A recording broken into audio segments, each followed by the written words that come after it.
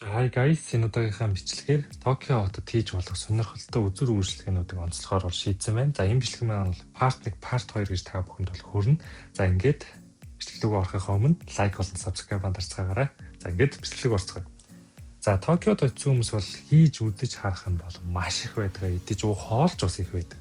За тэгэх юм бол өнөөдрийн үзэн 4 зүйлийг онцлон. За би дараагийн хэмжлэгтэр 5 зүйлийг онцлон. За ингээд нийтдээ 9 хийж болох зүйлийг бол онцлоноо гэсэн. За өнөөдрийн хамгийн ихний онцлохоор сонгож авсан зүйл бол Shibuya Sky. За бидний одоо мэдэх нөө Shibuya одоо зам гардаг гарцгаа штэ дэлхийд дэх хамгийн алдартай гарц. За тэрнийх нь яг хажууд нь Shibuya Scrambler Tower гэдэг нэртэй тийм маш өндөр барилга бол байдаг. За тухайн барилгын дээдл дээр нь гарч ирээд юу одоо Токио хотыг тэр чигээр нь бол харах боломжтой байдаг. За энэхүү дээшээ гарч ирээ Токио хотыг харах боломжтой энэ өндөр цэглүү дээшээ гарахын тулд та 57,512 төгрөг ер нь бол төлөх шаардлагатай. За яг өнөөдрийн байдлаар бол Trip.com дээр бол ийм үнэтэй бол зарагдж байгаа юм байна. 57,512 төгрөг.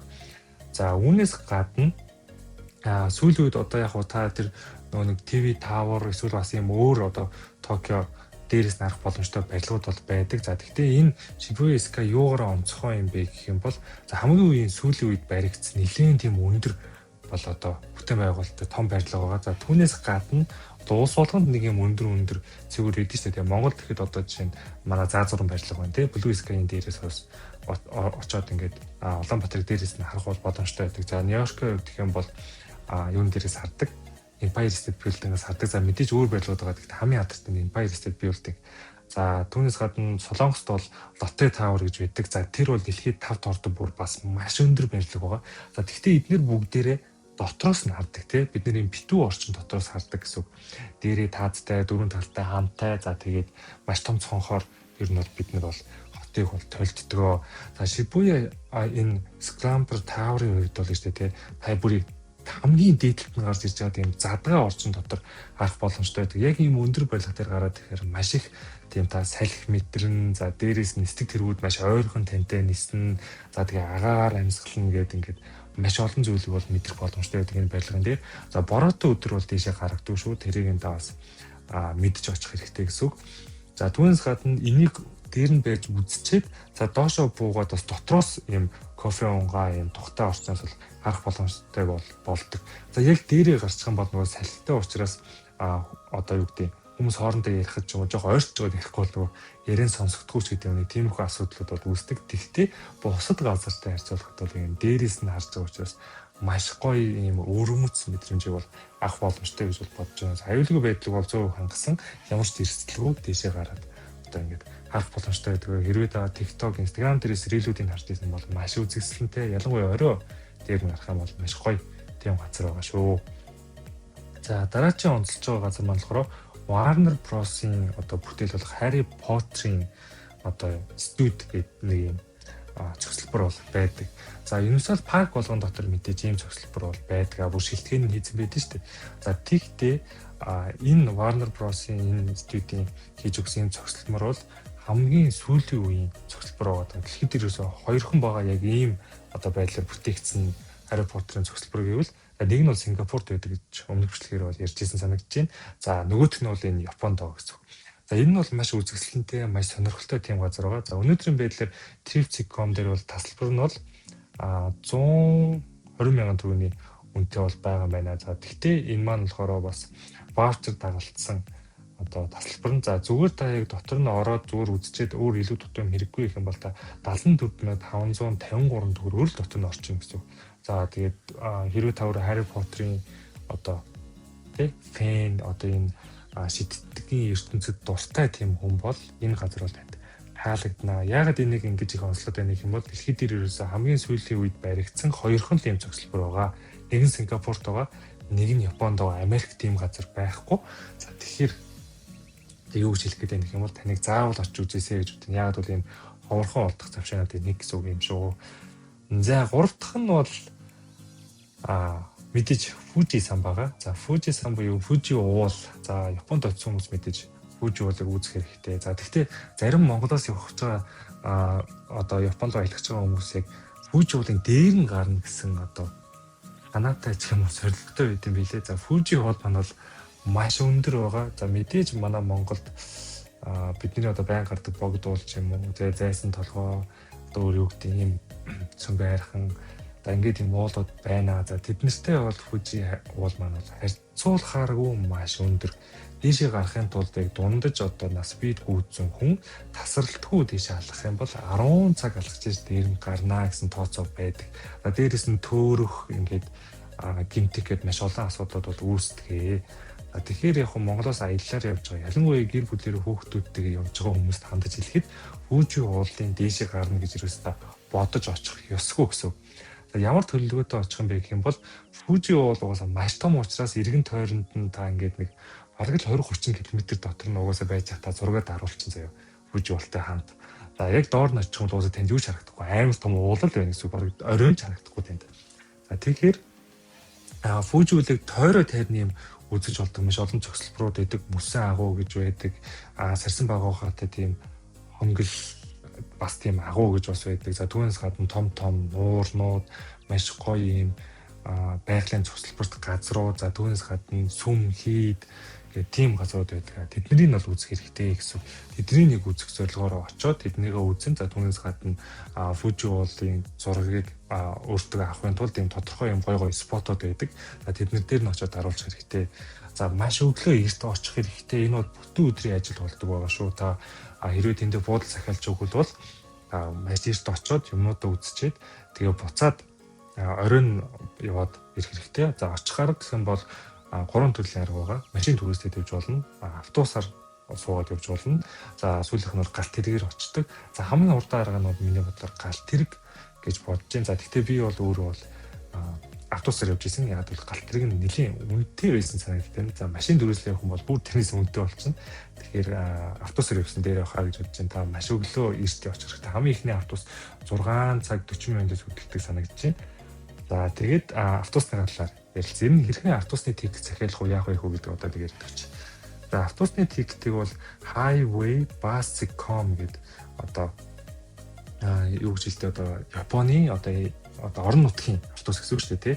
Одоо Монголоор Улаанбаатараас Дархоор Эрдэнэт орох гэдэг тийм автобусны тикет захиалдаг юм вебсайт байдаг. За энэ вебсайт руу оронгуудаа Kawaguchi Line гэж бол байдаг. За тэр Kawaguchi Line дээр нь бид нар бол ер нь бол лайнаар нь яваад тэгээд тэр нь бол Fuji сан дээр бол очтгоо. За энд суухын тулд бол Токио хот дотроос бол маш олон цэвүүдээс бол суудаг. За тэгвэл би бол өөрөө Shibuya station дээр сууж гисэн. Яагаад гэвэл нөгөө очоод хүн амтнаас асуух ч юм уу ингээд дандаа ингээд явхад нөгөө нэг хамаагүй амар юм шиг надад санагдчихсан тухай үедээ. Тэгээ би бол Shibuya station дээр сууж исэн. За тэгвэл тэр station-ыг бол олоход болж байгаа хүндрэлтэй байдаг баг шүү. Хэрвээ та яг энийг сонгож байгаа бол би тэнд одоо анхаарал болгоод хэлчихье. Автобус маань болохоор одоо юу гэдэг газар дээрээс хөдлөхгүй гэх юм уу? Нэг барилга руу ороод дээшээгээ давхар өөд өгсч явсараа тэр барилгын дээр нь нөгөө зогсоол нь байдаг байхгүй юу? Айгуу сонсогч байгаа автобусны зогсоол барилга дээр байна гэхээр тэгээд тэр барилга дээрээс ингээд цагаар автобуснууд нь ирээд суугаа явдаг гэсэн. Тэр шиг манай Монгол шиг юм автобусны зогсоол гэдэг драгон маргон шиг юм газар дээрээс юус хөдлөхгүй. Би очиод нөгөө газар дээрээс нэг аюул автобус хайж исэн. Тэгээд цаг болох гээд байдаг, хоцрох гээд байдаг. Тэгсэн чинь яг нэг англи хэлтэй хүн таараад энэ барилга руу ороод ингээд дээшээ гараа тэн дээр байгаа гэдэг. Тэгээ би очсон чи дээрнгээсээ барилга дээрээс автобусан суугаад тэгээд явж исэн байгаа. За тэр юуных нь зогсоолын нэр нь болохоор Shibuya Mark City гэдэг нэртэй ийм автобусны зогсоол байдаг. Хэрвээ та яг Shibuya station дээр очсон, за тэгээд ер нь нэг харж агаад энэ хүн мэдхэр байна гэдэг харж байгаа юм шүү. Shibuya Mark City гэдэг зогсоол хаана байгаа вэ? Тэгээ би ингээд Fuji уул руу явах гэж байгаа маяг юм бол ер нь таныг зөвлүүлээд заагаад өгчин. За юу ч та барилга дээрээс хөдлөнө гэдгийг мэдчихэл ер нь баг олоод очих гэж бодож байна. Би бол ерөөсөө тийгийг нь мэдгүйгээр очижсэн учраас надад бол жоохон олоход хүндрэлтэй байсан. За тэгээд энэ маань үн болохоор хоёр талдаа яваад ирэхээр 4400 йен бол болдгоо. Нэг талдаа 2200 йен гэсэн. За өнөөдрийн байдлаар бол нэг йен маань бол өөрөө 2200-ны 88 төгрөгтэй тэнцэж чинь. За тэгэхээр энэ маань бол 100 гаруй мянган төгрөг гэсэн. Яг 100,672 төгрөг гэж өнөөдрийн байдлаар бол гарч байна. За тэгэхээр та нэг талдаа нэг 50,000 төгрөгөөр ер нь Fuji уулыг үзчихэд Fuji уулаас хүрээд ирнэ гэсэн үг байхгүй. За тэгээд Fuji уул дээр очингуудаа нөгөө нэг тэр нуур байгалийн тогтоос тэр мөсөн агуунуудыг үзэхэд хооронд нь автобус явдаг. За тэр автобусных нь төлбөрийг болохоор та яг буусан одоо Fuji-World дээр очиж бууж байгаа стейшн дээрээсээ тикетийг бол авдаг байгаа. За тэр тикет нь бол бүтэн өдрийнх нь авчих хэрэгтэй. Тэгэхээр ингээд та тэр автобусанд нь суугаад ингээд нэг стейшн дээр буугаад одоо нэг зогсоол дээр буугаад нэг сүм үзчихэл дахиад суугаад буугаад тэр мөсөө агууг нь үзээд ингээд яваад байдаг байхгүй. Тэгэхээр нэг өдрийнх нь бүтэн тикетийг авчих хэрэгтэй. За тэрнийх нь үнийг бол яг санахгүй. Гэхдээ юусэн бас тийм амар үнэтэй бол байгаагүй санагдаж байна. За тэгээд би яг энэ Токиогоос одоо Fuji-World руу явдаг автобусны тикетийг яаж захиалах вэ? Ямар маршрутаар явдггүйгээ би өөрөө үзээд гадаад бичлэг үзчихсэн. Тэгээд тэр бичлэгийг дуурайгаад хийгээд энэ одоо автобусны билетийг аваад явж исэн байна. Тэр бичлэгийнхаа линкийг бол өөрхөн description дээр үлдээчи. Юу танд хэрэгтэй бол та тэндээс үзээрэй. Юуцэн миний бичлэгний өгч байгаа санаа нь бол ямар хүн үнэтэй байдیں۔ Ямар асуудлууд надад тулгарсан. Түүнээс гадна Fuji-World гэдэг одоо очиж үзээд эргэн тойрон дэх юм үзэхэд хэр их хугацаа зарцуулт юм бэ гэдэг мэдээллийг л өгч байгаа гэсэн. За ингээд дараагийн зүйл рүү оръё. За дараагийн зүйл маань болохоор үзэх хэвээр зүйл нь болохоор Tokyo Dome гэж бол байдаг. За тэнд бол маш том бейсболын талбай байдаг. Талбай гэх юм одоо нэг спорт арена амар том арена байдаг. За тэнд нь тоглолт болж байгаа юм бол бүр яг тоглолтын очиод үзчих хэрэгтэй. Тоглолт болоогүй гэсэн очиод ирэн сонирхчод аягүй зүгээр. Яг тэнд очсноор одоо японочууд бейсболыг ямар амар нэг тэ улсынхаа номер 1 спорт ямар их одоо сонирхолтой одоо сумоотой хүртэл одоо дүүцгээр тийм том спорт байгаа байхгүй. Хэрвээ та энэ төр үзчихсэн бол маш олон бейсболын спорт байдаг. За би бол анх яагаад тийм олон бейсболын спортын юм аним байд юм бол гэд байхад байдаг юм чи угаасаа номер 1 спорт нь бейсбол байгаа байхгүй.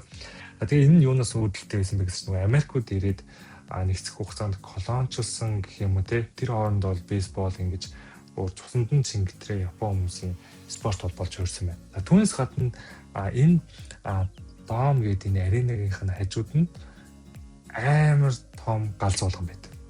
За тэр галзуу болгон бол бүр дэлхийд бас 90 алдартай шүү. Нэлийн алдартай маш огцон доошоо буудаг. За түүнээс гадна эсрэг талынхаа барилгынхаа дээгүүр явж юмснаа юм дугуй хэлбэртэй тэр барилгын одоо юу гэдэг өнцөгийнх нь дундуур нь гарч мардаг. Тийм амар галзуу болгон бол байдаг. За энэ галзуу болгон дээр очиж суух хэрэгтэй. За үнийг нь бол би бас яг санахгүй. Яг Trip.com-оос бол тас худалдаж авч болж чадахгүй. Энийг яг доор нь очиод яг тухайн шууд үзэж явахдаа тэнд зарж байгаа нөө талбар зардаг гадаас нь очиод тикетийг аваад бол шууд энд нь суучих болдгоо. Нэг хүний нэг 60,000 төгрөг байсан санагдаж эсвэл энэс хямдхан ч байсан байж магадгүй. За энийг яагаад ингэж их онцлоод байна гэх юм бол үнэхээр алдартай. Очиход бол ер нь бол бараг л танд очор байхгүй байх гэж би бодож байна. Яагаад гэвэл хэр баргийн хүмүүс ер нь бол суудаггүй маш цөөхөн зоригтой тийм хүмүүс ер нь бол суудаг. Тийм галзуу болгон байгаад байгаа. Тийм учраас ингээд очор ерөөсөө байдаг байхгүй. Хүүхдүүд ерөөсөө суудаг юм. Дандаа юм том хүмүүс ер нь бол суудаг. Тийм галзуу болгон байгаад байгаа. За ингээд өнөөдрийн бичлэг маань дуусчихин. Дараагийн бичлэгээр уулзцгаая. Лайк болон subscribe дарцгаагаарай. Bye guys.